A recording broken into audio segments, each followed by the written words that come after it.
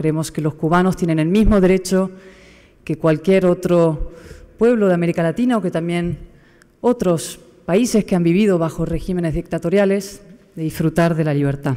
No nos resignamos, no damos a Cuba por perdida, seguimos pendientes, comprometidos y dispuestos a ayudar, porque consideramos que abandonar a los cubanos sería como abandonarnos a nosotros mismos.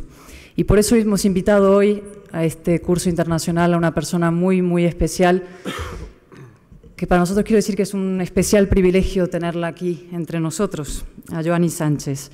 A mí no me toca presentarla, por eso solamente voy a decir dos cosas muy breves sobre ella. Y la primera es que la historia, los historiadores nos dicen, y también la política, que las personas son decisivas, que los individuos son capaces de cambiar el rumbo de las cosas, también de abrir grietas en estados totalitarios, ¿no? Lo hacen con tres cosas, con convicciones, con coraje y con capacidad de desafío. Y Joanny Sánchez no solamente tiene eso, la convicción de la libertad, sino que ha tenido el coraje y la capacidad de desafío necesarios para encontrar instrumentos nuevos para defender la libertad en su país, que es la libertad en América Latina y de todos. Y eso ha sido su blog. Y con eso se ha convertido en un referente total de una nueva generación en Cuba y también en quizá lo más importante, que es una de las voces más claras de la esperanza de una Cuba en libertad. Y cuando teníamos que pensar en quién podía presentar a Joanny, pues la respuesta la verdad es que nos pareció muy evidente. Tenía que ser alguien especial, tenía que ser alguien que entendiera muchas de las cosas de las que habla Joanny y que las también, no solamente las compartiera, sino que también las representara. Y dimos con la persona, creo, perfecta, que es Santiago González. Yo no voy a leer su biografía porque la conocéis, la tenéis además, pero sí quiero decir un par de cosas sobre él también. Aunque se han conocido hace un momento, creo que no se conocían, antes no se habían conocido en la última visita de Joanny aquí a Madrid hace unos meses, comparten muchas cosas. Ahora que se habla mucho de la crisis de la política, pero también se habla mucho de la crisis del periodismo, el blog de Santiago y los artículos que escribe son probablemente lo mejor, lo más riguroso, lo más atractivo y lo más moderno de una profesión imprescindible. Santiago ha conseguido hacer de su blog también un instrumento de libertad y para la libertad. Y también hay otros paralelismos, que es que Santiago entiende como Joanny que para la libertad es imprescindible otra cosa, que es la verdad. La verdad y la libertad van de la mano. La libertad es imprescindible para la libertad. Y no solamente lo entiende, sino que lo pone en práctica, lo pone en acto.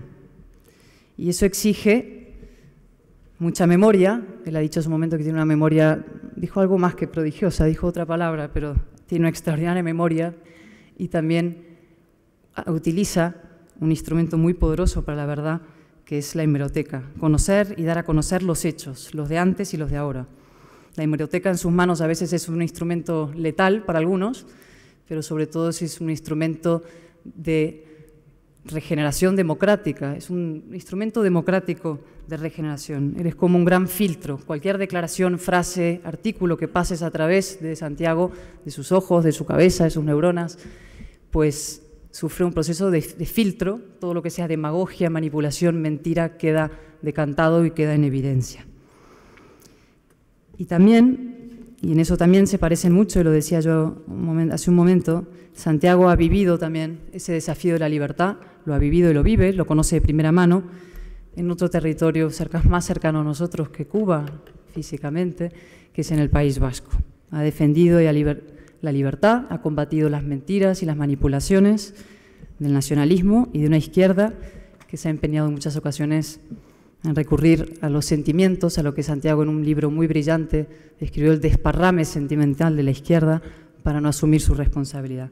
Lo ha hecho siempre con gran inteligencia, con ironía y sin embargo nunca con hostilidad, con gran erudición y sin embargo nunca con pedantería, con mucho rigor y atención al detalle y sin embargo siempre entretenido y divertido, porque también tiene otra cosa muy importante, que es un extraordinario sentido del humor. Y yo quiero agradecerle muchísimo su presencia hoy aquí, en calidad de presentador de Joanny, y con esto le doy la palabra. Buenos días. Bueno, pues después de las desmesuradas palabras que ha pronunciado sobre mí mi querida y admirada Cayetana Álvarez de Toledo, solo me queda decir, ¿quieres tomar algo? Está todo pagado. Sí. Bien, pues tengo un doble motivo de agradecimiento, no solo por estas palabras que, como digo, me parecen exageradas a todas luces, y también a la Fundación FAES por otra cuestión, que es su invitación a presentar a la mujer que hoy nos acompaña. Me temo que Cayetana me sobrevaloró al establecer una analogía que agradezco, pero que, como decía, queda un poquito exagerada. Cualquier comparación entre un blog modesto como el mío con Generación Y, el blog de Joanny, que registra cada día un número de entradas de comentarios 10 veces superior, exime de todo razonamiento adicional. Sí estuvo Cayetana afortunada, sin embargo, en otro aspecto del asunto. Pocas peticiones podrían haberme hecho sentir más honrado que acompañar hoy a esta mujer y decir unas palabras sobre ella y sobre sus circunstancias. Mi primera razón para admirarla no necesita ser defendida con mucho esfuerzo. Supe de su existencia cuando una dictadura inicua impidió que viajara a Madrid a recoger el premio Ortega y Gasset que el Grupo Prisa le había concedido en 2008 en su apartado correspondiente a Periodismo Digital. Y desde entonces he seguido su blog con regularidad y admiración. Joanny pertenece a una categoría superior de seres humanos y, por tanto, de mujeres. Ella no ha necesitado una política de cuotas para destacar. Le ha bastado su empecinada, sostenida e indómita ambición de libertad en contra de muchas y grandes dificultades. Es la determinación que ella misma expresa con admirable sencillez. He decidido vivir como si realmente fuera libre. A mí me recuerda a otra mujer extraordinaria, en mi opinión, una de las personalidades más admirables y una de las pocas personalidades admirables, diría yo, de la Segunda República Española, que fue Clara Campoamor. Ella fue una de las 3 mujeres con escaño en las Cortes Republicanas de 1931, que tenían 500 y pico diputados, creo recordar, donde las mujeres entonces eran elegibles, pero no tenían derecho al voto. Su determinación y su trabajo consiguieron el voto para las mujeres españolas, pero su partido y la izquierda no se lo perdonaron. En las elecciones de 1933 no obtuvo escaño y en las de 1936 ni siquiera tuvo un lugar en las listas. La izquierda pensaba y le reprochó que el voto de las mujeres era más conservador y la acusaron de haber propiciado el voto a las derechas en 1933. Los dos bandos de la guerra civil estuvieron tentados de matarla. Primero los milicianos, de los que huyó hacia el exilio 2 meses después del comienzo de la guerra. Después, en el exilio que la llevaba de Alicante a Génova para terminar en Suiza, los falangistas que la perseguían la denunciaron ante el gobierno fascista italiano, que la detuvo, pero no la entregó a sus perseguidores. De todo ello dejó constancia en 2 libros admirables: Mi pecado mortal, el voto femenino, y La Revolución Española, vista por una republicana. La segunda razón de haber agradecido especialmente esta invitación a presentar a Joanny es de carácter subjetivo y viene a ser una expiación de culpa, y aquí está la madre del cordero de todo este asunto. El año en que nació Joanny, yo me afilié al Partido Comunista. Caramba, qué coincidencia, que dirían los luthiers. Fui durante unos pocos años un admirador irredento de la Revolución cubana, hasta el punto de que al mayor de mis 2 hijos le puse por nombre Ernesto Fidel, pese a lo cual hoy mantiene una muy buena relación conmigo, lo que habla muy en favor de su generosidad y de la nobleza de su carácter. No me equivoqué en todo. No tardé mucho tiempo en descubrir que la Revolución cubana, el mito de mi primera juventud, no era más que una síntesis de retórica y herrumbre. Bueno, quiero hacer aquí un inciso para destacar que, claro, la gente de mi generación, de mi edad, que que nos inclinábamos hacia la izquierda como forma más evidente de rechazar la dictadura franquista, claro, pues la cosa de lo soviético, la pesada gerontocracia aquella y el burocratismo era una cosa que nos pillaba muy lejos. Sin embargo, la Revolución Cubana tenía ese hálito de lo romántico, de esto que era muy, muy atractiva para nosotros, ¿no? Pero, como digo, al final no era más que retórica y herrumbre. El paso del tiempo hace de Cuba una fotografía devorada por el sepia. Se pondrá el tiempo amarillo sobre mi fotografía, escribió Miguel Hernández, y esa es una imagen que le cuadra cabalmente a la isla. Durante mi primera estancia en La Habana, en el verano de 1991, periodo especial aliviado por los Juegos Panamericanos, vi algo que me llamó muchísimo la atención. Bajaba por 23 desde la heladería Copelia hacia el Malecón y en una calle lateral por la izquierda, no recuerdo si era la O o la P, había un local abandonado con polvo de décadas, y lo digo en sentido estricto. A través de la cristalera sucia se veía un cartel de Año Nuevo. El texto decía: Feliz 1964. 5 años más tarde volví a Cuba invitado por una cadena hotelera en un fam trip, un viaje de familiarización para periodistas. Y allí seguía el póster deseando a los cubanos y a los visitantes un feliz 1964. Las casas seguían teniendo el mismo color de aquel cartel, 5º año triunfal desvaído por el tiempo. En algún sitio leí una metáfora muy apropiada de Giovanni que no he podido encontrar en estos días para poder citarla con exactitud, pero decía algo así, que era como si el malecón hubiera estado sumergido en el mar durante siglos y hubiera emergido de repente. Luego hay otra cosa que me llamó mucho la atención, y es que todo hueco alberga en Cuba un museo de la Revolución. Cada pared es un soporte ideal para murales de la agitprop castrista, cargados de consignas que recordaban las gestas y los héroes de la Revolución, Camilo Cienfuegos, el Che, entrando en Santa Clara y por ahí seguido. Yo transponía aquello a la España franquista y no me cabía en la cabeza. Era como si en los años 70 la dictadura llenara las paredes de murales con la gesta del Alcázar, frases de José Antonio Primo de Rivera, el capitán Cortés y Santa María de la Cabeza, la Guardia Civil muere pero no se rinde, y demás consignas, ¿no? Bueno, en Cuba todo sigue igual, sin destrozos traumáticos, pero cuanto puede verse, las casas, las fachadas y también las cosas que no pueden verse están sometidas a la lenta, inexorable destrucción del tiempo. Para ser una revolución, yo no había visto nada tan inmovilista ni tan estático en mi vida. En realidad, lo que da la impresión de cierta movilidad es solo la retórica. Un día un amigo cubano me llevó a petición mía a la famosa embajada del Perú en La Habana, donde el mito de la Revolución Cubana empezó a cuartearse a los ojos de los espectadores más ciegos. Era difícil imaginar que allí hubiesen cabido entre 10 y 13.000 personas que la asaltaron en 1980, en la crisis del Mariel. Es imposible pensar que nadie hiciera aquello para poder escapar del paraíso. Pero son unos expertos en borrar huellas. Para eso es la retórica, para eso la manipulación del lenguaje. En los años transcurridos, hasta que yo la vi con mis propios ojos, la embajada había cambiado 2 veces de uso social. Cuando yo alcancé a verla, se llamaba Museo del Pueblo en Marcha Combatiente. No diré más. La primera vez que fui a Cuba, la visita a Oriente incluía el recorrido que Fidel Castro y los suyos hicieron en la noche del 25 al 26 de julio de 1953, desde la Granjita Siboney hasta el cuartel Moncada, que los rebeldes asaltaron con muy poco éxito.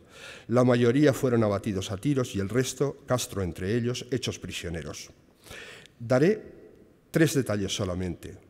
La granjita que les servía de refugio mientras preparaban el asalto, una casita preciosa, pintada de blanco y rojo, llamaba la atención porque en la fachada mostraba huellas de disparos, 2 docenas de picotazos de bala. Entonces le pregunté al guía cómo era posible aquello. Los rebeldes habían salido de allí la noche de Santiago para asaltar el cuartel Moncada y ya no volvieron. No era posible que en la granjita hubiera tenido lugar ningún tiroteo. El guía, que ya para entonces empezaba a mirarme con sospecha, respondió: Bueno, mire, esto lo hizo después la Revolución para mejor comprensión de los turistas. Al llegar al cuartel, que ya no es cuartel, nos esperaba otra sorpresa. El fracaso militar de los rebeldes se comprende de inmediato al visitar el museo y ver la ropa que llevaban los revolucionarios para hacerse pasar por una guarnición militar. No había la menor uniformidad. Ni en las había guayaberas, camisas de distintos colores, zapatos de lo más inverosímil, ni en el armamento ni en el vestuario. Aunque hubieran puesto de centinela a un ciego, habría detectado la superchería a más de 100 metros. Otro hecho muy notable es que hasta llegar allí había encontrado no menos de una docena de instituciones que honraban el nombre del cuartel Moncada: Escuela de Pioneros cuartel Moncada, Contingente de Trabajadores cuartel Moncada y así. En todas partes, menos en el cuartel Moncada propiamente dicho, que se llamaba en el tiempo de mi visita Escuelas 26 de Julio. Generación Y llamó a su blog Joanny con evidente acierto. Recuerdo una conversación en La Habana en la que los contertulios, todos españoles, hablábamos de esos portentosos nombres de las mujeres cubanas que contienen la I. Miss Lacy, Miss Lady. Yo tuve un amigo ocasional que a su hija le había puesto Penilei, que era una adaptación y una simplificación del título de aquella canción de los Beatles de los años 60, Penny Lane. Y uno de los participantes en la charla contó que una camarera del hotel se llamaba Just Navy. Hizo un comentario en el sentido de que hacía falta un notable ardor guerrero para colocar a una hija el nombre de la Armada estadounidense, US Navy. Tuve entonces una intuición que después, muchos años después, he comprobado con la reflexión de Joanny sobre los nombres con I griega. Quizá, dije, bastase una añoranza de la libertad en la elección del nombre.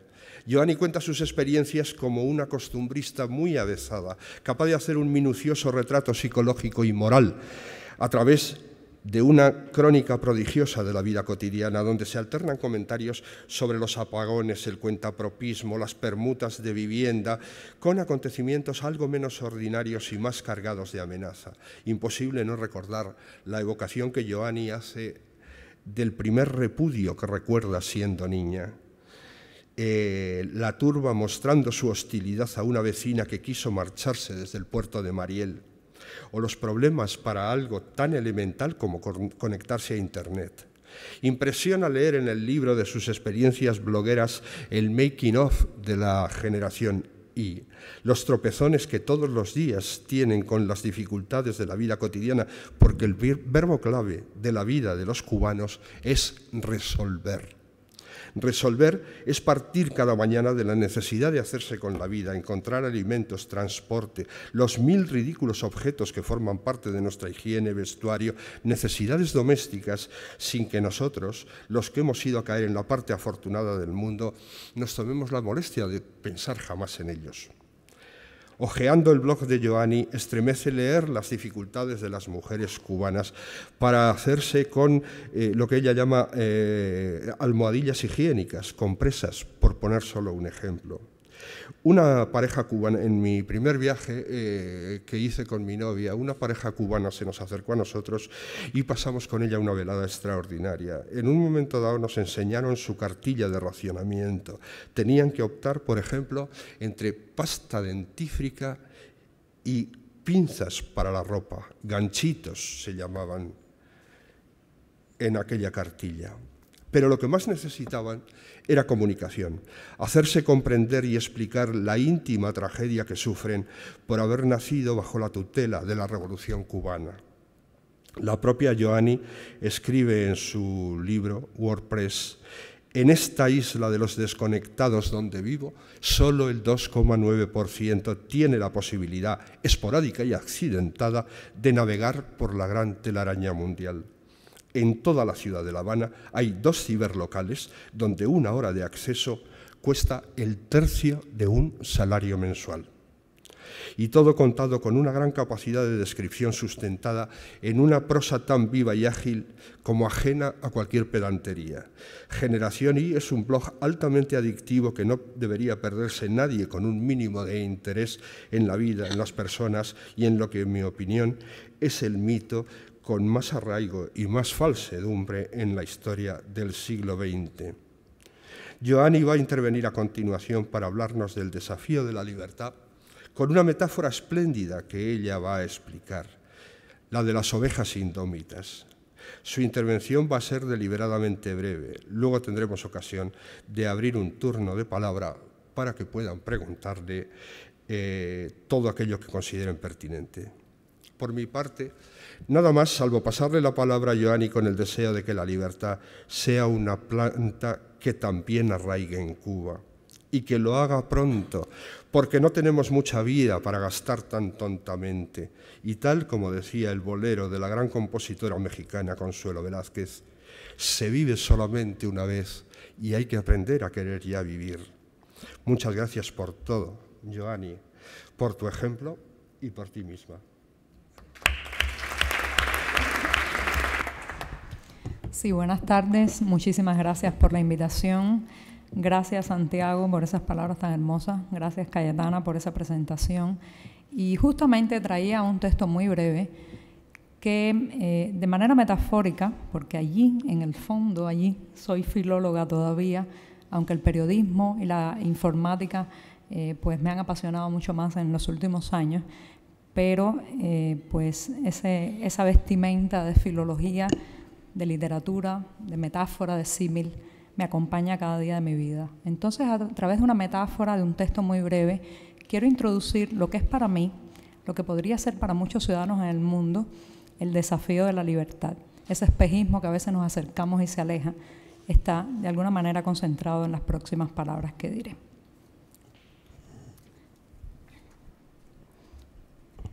Con lo único que se puede amenazar a una oveja que quiere escapar es con hacerla regresar al corral. Pero si la atrapan, ya no volverá a formar parte del rebaño, porque el corral tiene límites físicos, alambradas, cerrojos, pero el rebaño es una abstracción matemática, un número que se deshace con la voluntad común de los participantes en la suma. Basta que un individuo renuncie a seguir pagando con la libertad lo que deberían ser derechos respetados para que el incautador de su soberanía ya no pueda seguir arrebatándosela. En muchos lugares de este planeta, los ciudadanos nos hemos dado cuenta que a cambio de supuestos beneficios, pero también por inercia o desinterés en la política, hemos dejado en manos de unos pocos las decisiones que corresponden a muchos. El redil que nos han montado ha sido levantado, en algunos casos, con férreos considerandos ideológicos, en otros, bajo los imperativos del consumismo y la corrupción. De una manera u otra, muchos hemos quedado encerrados entre esos muros. Sin embargo, siempre hay un sin embargo, vivimos tiempos de despertar conciencias, tiempos de cuestionar y replantearnos todo. Crisis, le llaman algunos. Parto, preferimos decirle quienes sabemos que el dolor y la ruptura son indispensables para el alumbramiento de una nueva vida. Asistimos al fin de una era, de varios siglos en que ciertos individuos se creían iluminados, capaces de tener en sus manos todas las soluciones y todos los castigos para dirigir una nación. Esa época, felizmente, está terminando. Este es el momento de la gente común, de los pequeños, de los que ya no queremos seguir siendo tratados cual ovejas. Amén de las diferencias regionales y políticas, los ciudadanos de la aldea global hemos encontrado puntos en común en nuestras cruzadas por la libertad. Un indignado en España, un manifestante en Brasil, un disidente en La Habana, la eterna búsqueda de mayores espacios de expresión y mejores condiciones de vida. Como periodista y persona que trabaja con la información y la palabra, considero que el derecho a la libre expresión y el derecho a la libre asociación, claramente expresados en una base jurídica sólida, son la garantía para el resto de los derechos, para que estos derechos sean respetados.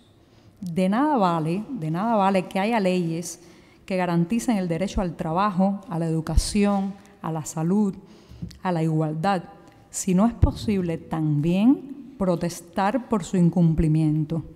Si no se permite a las personas organizarse civilizadamente para demandar que se respeten, la posibilidad de la queja, de señalar con el dedo lo que no nos gusta, resulta condición inseparable de un clima de libertades ciudadanas, donde el individuo no tiene que subastar su libertad a cambio de subsidios ni privilegios. Las dictaduras y los regímenes totalitarios no pueden sobrevivir donde estos derechos se practiquen plenamente. Es más, por definición, donde estos derechos se cumplen, no es lícito hablar de dictaduras. Para suprimir o reducir estas libertades fundamentales, los gobiernos dictatoriales apelan a la fuerza de las armas o la persecución policial, invocan la seguridad nacional, establecen estados de emergencia permanente y, controlando los medios de difusión, terminan desacreditando estas libertades como si se tratara de enfermedades o perversiones. Quizás el más sofisticado recurso que usa un opresor para enmascarar los efectos de la represión es mostrar la relación con sus oprimidos como una especie de pacto de amor. Eso, en el caso cubano, es evidente. De manera que la sumisión conquistada por la vía del dolor o del miedo tenga el respetable rostro de la generosa entrega que se hace por afecto a otra persona, por fe a una religión o por convicción a una causa política. Muchos de estos autoritarismos se enmascaran tras procesos de salvaguarda de la soberanía nacional, que una vez en el poder terminan por dinamitar la autonomía ciudadana. La libertad pasa a ser una palabra obscena, mencionada en voz baja y anhelada en la intimidad de las casas. Los ciudadanos entregan su soberanía individual y se dejan encerrar en el corral del paternalismo y el control. Todo eso conduce al robustecimiento de las aulas. Sin embargo, siempre habrá una persona, cientos, miles de ellas, que se dan cuenta que vale 1000 veces más el riesgo de la independencia cívica e individual que los menguados subsidios o los confortables privilegios del encierro. Vivimos el tiempo de las ovejas que escapan. Yo soy una de ellas. ¿Y ustedes? Gracias, muchas gracias.